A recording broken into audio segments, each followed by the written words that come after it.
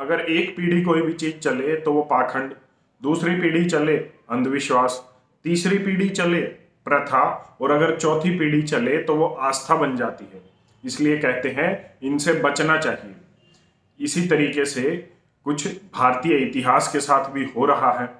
भारत के इतिहास में पिछले 70 से ज्यादा वर्षों से झूठ इतनी तेज और इतनी बार बोला जा रहा है कि वो हमारा इतिहास, हमारी प्रथा और हमारी आस्था बन गया है। लेकिन सत्य परेशान हो सकता है, पराजित नहीं। हमें इतिहास में पढ़ाया जाता है, हमें हमारे बच्चों को एनसीईआरटी की किताबों में अब पढ़ाया जाने लग गया है कि औरंगजेब ने मंदिर बनाए, गांधी ने आजादी दिलाई और नेहरू देश के प्रथम प्रधानमंत्री थे। लेकिन अब सच सामने आ रहा है।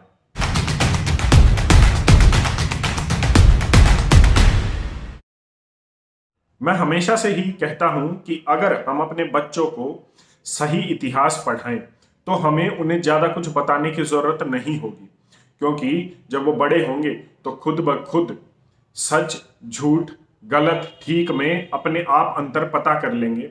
बस फर्क सिर्फ इतना है कि हम उन्हें सही इतिहास बताते हैं।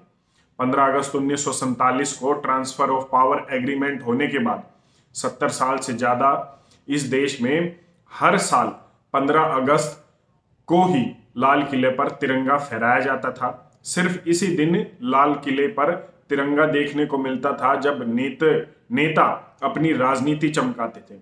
देश के इतिहास में पहली बार 2018 में इसको भी तोड़ा गया और 21 अक्टूबर 2018 को तत्कालीन प्रधानमंत्री मोदी ने लाल किले पर तिरंगा फहराया था। हम में से कुछ को शायद ये याद हो, लेकिन शायद ही कोई ये जानता होगा कि वो दिन 21 अक्टूबर ही क्यों था। 21 अक्टूबर को नेताजी सुभाष चंद्र बोस ने स्वतंत्र भारत की सरकार बनाई थी और इस सरकार को 11 से ज्यादा देशों का समर्थन मिला था, जिसमें चीन, इटली जैसे बड़े देश भी थे। लेकिन बात वहीं पर आ गई कि हमें पढ़ाया जाता है कि आजादी गांधी ने दिलाई और प्रथम प्रधानमंत्री नेहरू था। लेकिन अब धीरे धीरे ऑन रिकॉर्ड इतिहास बाहर आ रहा है और ये इतिहास बाहर लाने, या मैं कहूं इन सच से पर्दा उठाने वाला भी मोदी ही है। अब हो सकता है इसमें आप ये कहें कि हम मोदी का या बीजेपी का समर्थन करते हैं। हम किसी भी राजनीतिक पार्टी का समर्थन नहीं करते हैं, ना हम किसी व्यक्ति का समर्थन करते हैं। जो देश की बात करता है, जो राष्ट्र की बात करता है, हम उसका समर्थन करते हैं। नेताजी सुभाष चंद्र बोस के दीवाने हम इसलिए हैं क्योंकि वो राष्ट्र के दीवाने थे। हम वीर सावरकर जी को इसलिए पूजते हैं क्योंकि वो देश को पूजते थे। आज ऑफिशियली ऑन रिकॉर्ड राज्यसभा में खड़े होकर प्रधानमंत्री मोदी ने यह कह दिया कि प्रथम प्रधानमंत्री देश के नेताजी सुभाष चंद्र बोस थे। नेताजी सुभाष चंद्र बोस को हमेशा से ही इतिहास में, किताबों में और हर जगह अंडर एस्टिमेट किया गया, लेकिन कुछ तस्वीरें ही उनका कद बताने के लिए काफी हैं।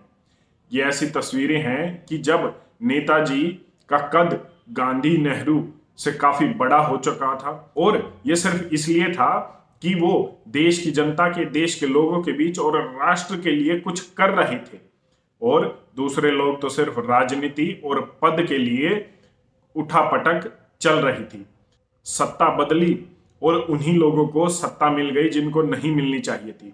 यहां पर मैं एक और बात कहना चाहूंगा कि यहां पर बात सिर्फ इतिहास की नहीं है, यहां पर बात है राष्ट्र के इतिहास की।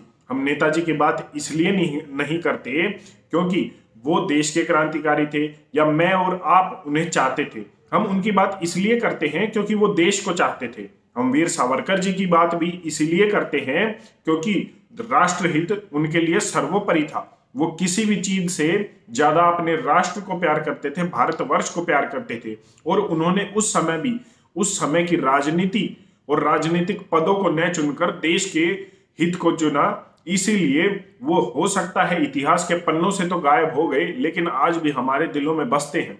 स्टैच्यू ऑफ यूनिटी बना और अब देश को स्टैच्यू ऑफ डिग्निटी, जो नेताजी के अलावा किसी का भी नहीं हो सकता, उनके लिए जरूर बनना चाहिए। Statue of Dignity Netaji Subhash Chandra Bose के नाम पर बनना चाहिए। सरकार ने 23 जनवरी नेताजी की याद में पराक्रम दिवस मनाने की शुरुआत की है, जिसमें हम नेताजी सुभाष चंद्र बोस और उनके द्वारा दिए गए बलिदानों को याद कर सकें जो उन्होंने देश और देश की आज़ादी के लिए दिए थे। और यही सिलसिला चलता रहा तो मुझे यकीन है कि हम उन 7,32,000 से ज़्यादा वीर वीरांगनाओं को याद कर पाएं जिन्होंने सही मायने में देश के लिए अपना सर्वस्व बलिदान कर दिया और हमारी आने वाली नस्लें और हमारे आने वाले बच्चे गांधी नेहरू के फर्जी इतिहास से खुद को आज़ाद कर पाए।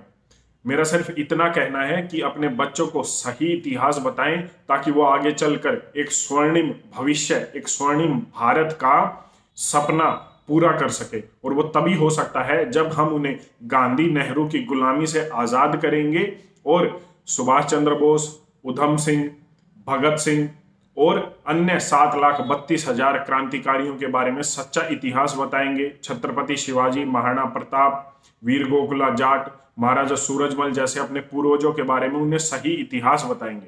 धन्यवाद। जय हिंद।